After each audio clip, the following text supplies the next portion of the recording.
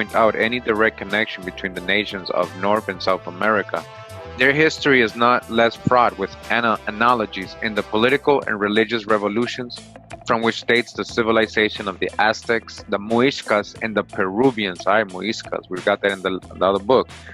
Men with beards, again, men with beards, and with clearer complexions than the natives of Anahuac.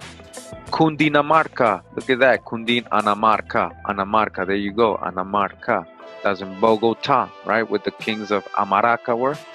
All right, so these people with beards, with clearer complexions, does not mean white, that doesn't mean white, and the elevated plain of Cusco make their appearance without any indication of the place of their birth, and bearing the title of high priest of legislators, all right, lawgivers, of the friends of peace and the arts, which flourished under its auspices, operated sudden change in the policy of the nations, who hailed their arrival with veneration. Quetzalcoatl, Bochica, and Manco Capac are the sacred names of these mysterious beings. All right, so Quetzalcoatl, who is Amaru, remember Quetzalcoatl is Amaru, is also Bochica from the people in Colombia or Bogota region, same place as where Cundinamarca is. All right, and Manco Capac is an Amaru, right, an Inca, one of the first. All right, it says Quetzalcoatl clothed in a black sacerdotal robe, a robe again. Comes from Panuco, from the shores of the Gulf of Mexico. Bochica, the Buddha of the Muiscas, the Buddha. Who's the real Buddha?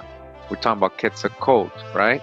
We're talking about that Buddha's first name is Gautama, right? Like Guatemala, and his mom's name is Maya, right? Buddha's mom's name is Maya. We're talking about Quetzalcoatl, all right? Who is Bochica, who is the Buddha of the Muiscas, Moscow. Moshe. All right, now we're in this different book. All right, it's a little blurry, all right, but bear with me, that's the way it just, it is. It was very pixelated. All right, but it's called The Myths of Mexico and Peru by Louis Spence. All right, got him from some of my Atlantis books. Very good author. Quotes a lot of good sources. All right, and it says here, Quetzalcoatl. It is highly probable that Quetzalcoatl was a deity of the pre-Nahua people of Mexico. Pre meaning before the Nahua. Says he was regarded as the father of the Toltecs. And legend says that the seventh and youngest son of the Toltec Abraham, Ichtachimoshkuhalt, Quetzalcoatl, whose name means feathered serpent or feathered staff, the staff, became a relatively early period ruler of Tolan, and by his enlightened sway and his encouragement of the liberal arts did much to further the advancement of his people. Perhaps the most important of these is that which regards Quetzalcoatl as a god of the air. He is connected, say some, with the cardinal points and wears the insignia of the cross. He wears the insignia of the cross, which symbolizes them. Again, we're in the book Discovery of the Origin of the Name of America, all right? We're still talking about the name of America, right? It says that they put the sign of the cross was placed on the tombs of people who got bit by snakes, which is the American Peruvian sign for the word Amaru. The cross is Amaru, is Quetzalcoatl, the cross, Amaru. And with the addition of the word Ka, or land, represents the sacred national name America, Amaru, the cross. The cross. We're in the book Anacalypsis, an attempt to draw aside the veil of the static Isis, or the inquiry into the origin of the languages, nations, and religions, by the late Godfrey Higgins. All right, volume 2, 1836. All right, and it says here, Quetzalcoatl, or Cotle, is represented in the paintings of the Codex Borgianos. All right, so he's represented in the Mexican codex, right, nailed to the cross. Sometimes even to two thieves are the crucified with him. So it says sometimes even two thieves are crucified with him, just like the story of Jesus, right? Quetzalcoatl, all right?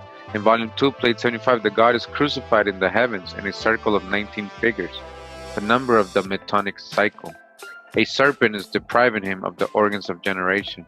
In the Codex Borgianus, The Mexican god is represented crucified and nailed to the cross, and in another place hanging to it, with a cross in his hands. And in one instance where the figure is not merely outlined, the cross is red. The clothes are colored, and the face and hands quite black. The face and hands quite black. If this was the Christianity of the German Nestorius, how came he to teach that the crucified Savior was black? Oh, why didn't he teach that the Savior was so-called black or a Negro, right? Copper colored, right? Why didn't they teach that? You see what they're telling you? And these codices in the Aztec and these Mexican codices, right? Quetzalcoatl, or the person being crucified, their savior, right? Who's being crucified is black, or so-called black, a Negro person, right? The name of the god who was crucified was Quetzalcoatl. Again, Quetzalcoatl. All right, we're back in the book Mythos of Mexico and Peru, and then, I mean, there's this image here, and they're talking about Quetzalcoatl, right? All right, and I just want you to, let me just close in. I mean, let me just show you. This is another copy of the same book. You can see this image right here, which says the aged Quetzalcoatl leaves Mexico on a raft of serpents. On a raft of serpents, right? Is he flying on a dragon? What's going on here? All right, so Quetzalcoatl, right? You can't see him, right? But on this version of it, which is blurry, if we zoom in, we can see him, right? Let's just zoom into him real quick. All right, can y'all see this? Can y'all kind of make out? Look what they're showing you right here. This is Quetzalcoatl. Look at the clothing, the robe, look at the beard. You can almost see long hair. Alright, this is the PDF I got of it. You see it better. Who is that? Is this the Grand Khan? Is this King David? Is this Prester John? Meshi Moses Quetzalcoatl Jehoshua Yahawashi? What are we looking at right here?